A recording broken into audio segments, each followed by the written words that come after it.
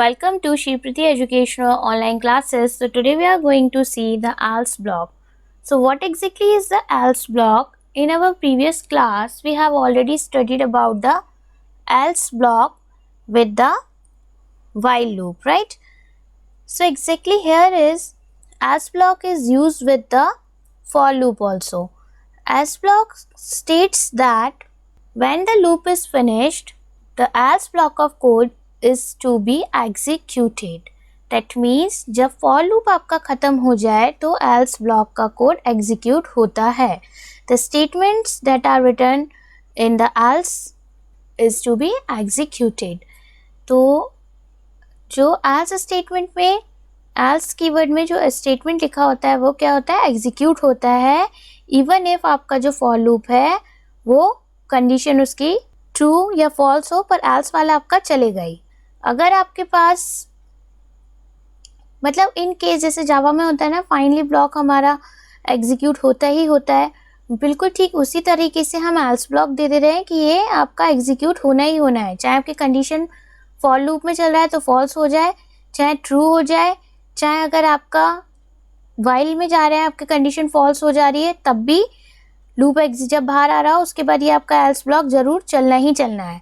सो ठीक इसी तरीके से एल्स इसमें फॉर लूप में भी कि कंडीशन आपकी चलती गई, जैसे ही उसकी रेंज में से स्टॉप आ गया, जो हमने वैल्यू डिफाइन करेंगे उसमें स्टॉप आ गया, उसके बाद वहाँ पे लूप टर्मिनेट हो जाएगा.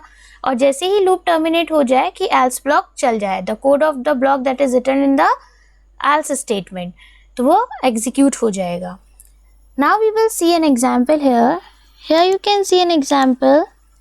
See, a is a variable which is stored in the form of the range function.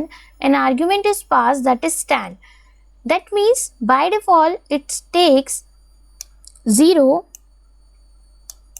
10, 1, right? That means this is a start, this is a stop, and this is a step size. So here you can see when I use a print function here and pass an argument a to print it the range onto the output screen. So here you can see range में क्या बता दिया, जैसे मैंने यहाँ पे बताया 0, 10, तो 0, 10. अब जब हमने 1 by 1 प्रिंट के लिए हमने क्या किया कि फॉर x एक आइटरेबल वेरिएबल ले लिया कि इस रेंज में आइट्रेट करे और हमारे वेरिएबल को प्रिंट कर, जो वैल्यूज हैं आइटम उनको प्रिंट करता जाए. तो एल्स प्रिंट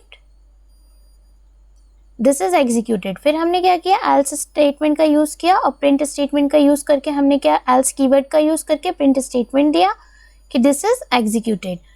और जब हमने यहाँ पे प्रिंट एक्स किया था तो हमने क्या देखा, जब हमने यहाँ पे किया था तो हमने देखा कि 1 by 1 करके हमारे रेंज में प्रिंट हो गया. अब रेंज में कैसे दिया होगा, देखो अब रेंज में दिया होगा 0, 1, 2, 3, 4, 5, 6, 7, कहाँ तक दिया होगा, ये 9 तक दिया होगा, क्योंकि हम इसको क्या करते हैं n-1 कर देते हैं, जो कि हम पहले पढ़ चुके हैं.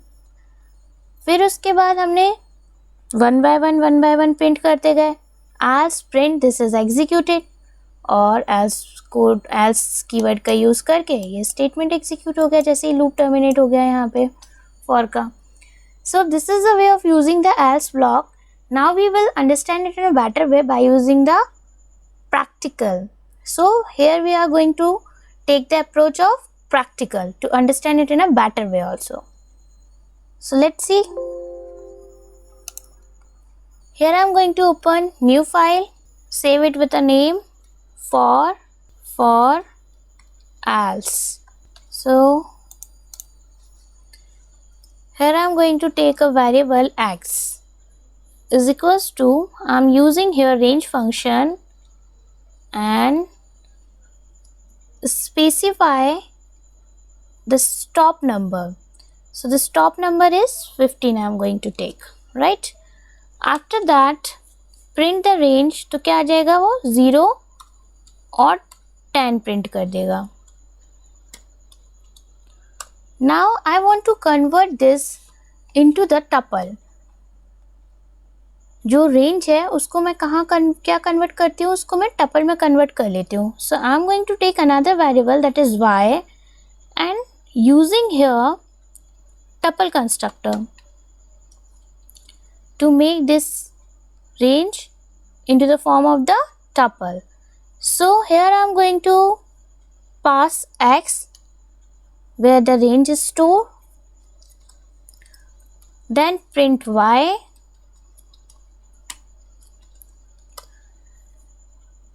now see what the output is.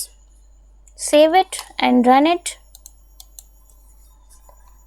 So here you can see n-1 तक टपल के फॉर्म में ये पूरे के पूरे आइटम्स आ गए. अभी कैसे आए, अभी तो ये एक टपल के फॉर्म में आ गए. अब मुझे प्रिंट कराना है ये सारे के सारे आइटम वन बाय वन. सबसे पहले मैंने x में रेंज स्टोर किया था, तो मैंने बताया था कि 0 और 15 स्टार्ट और स्टॉप दे दिया, फिर उसके बाद प्रिंट करवा दिया, फिर उसके बाद ये दे दिया पूरा का पूरा. अब हम देखते हैं नेक्स्ट. ये देखो, अब हमने फॉर लूप यूज़ किया, तो फॉर में मैंने एक वेरिएबल ले लिया i, इन ले लिया y, क्योंकि अब कहाँ आइट्रेट करेंगे हम, टपल में करेंगे. कॉलन प्रिंट स्टेटमेंट किसको प्रिंट कराएंगे, आइट्रेबल वेरिएबल को i. एल्स अब यहाँ ध्यान रखना है, अगर हमने फॉर यहाँ पर दिया तो यहाँ प्रिंट के नीचे देंगे एल्स, तो क्या होगा, वो कहेगा कि प्रिंट के बाद एल्स है. लेकिन हमें इसे फॉर के साथ देना है, जैसे हम इफ एल्स में वो देते हैं ऐसे हम फॉर एल्स दे रहे हैं. लेकिन यहाँ पे क्या बात हो रही है, वहाँ पे यहाँ हमारा फॉर की कंडीशन चलने के बाद ट्रू होती है, फॉल्स होती है, टर्मिनेट हो जाता है. पहले पूरी फॉल्स जो फॉर कंडीशन होती है वो पूरा का पूरा आपका चल जाएगी कंडीशन. और जब तक आपके लूप में आपका वो टपल, जब तक आपके टपल में आइट्रेट करेंगे और सारे के सारे आइटम्स खत्म नहीं हो जाएंगे तब तक चलती है. जैसे आइटम खत्म वैसे ही आपका लूप टर्मिनेट हो जाएगा. अब जब लूप टर्मिनेट हो जाएगा तो एल्स स्टेटमेंट हमने दिया होता है, तो वो जो कोड ऑफ ब्लॉक है उसका स्टेटमेंट चलना ही चाहिए. अब देखो, else print for is terminated, क्योंकि for की कंडीशन टर्मिनेट होने के बाद ही हमारा else ब्लॉक पे आया है, जो कि चलना ही चलना है. ठीक है, क्योंकि अगर else ब्लॉक आपका चलना ही चलना है, then save it and run. तो ये देखो, जैसे ही फॉर की कंडीशन पूरी खत्म होती है कि सारे के सारे जो आइट्रेबल वेरिएबल है वो पूरे में आइट्रेट कर जाएगा इस टपल में. 14 तक उसने प्रिंट कर दिया पूरे के पूरे वैल्यूज. और जैसे ही हम उसके बाद आएंगे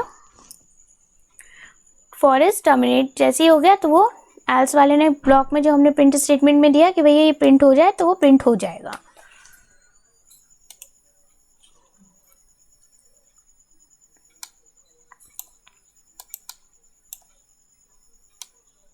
So this is a way of using the for else statement. Thank you.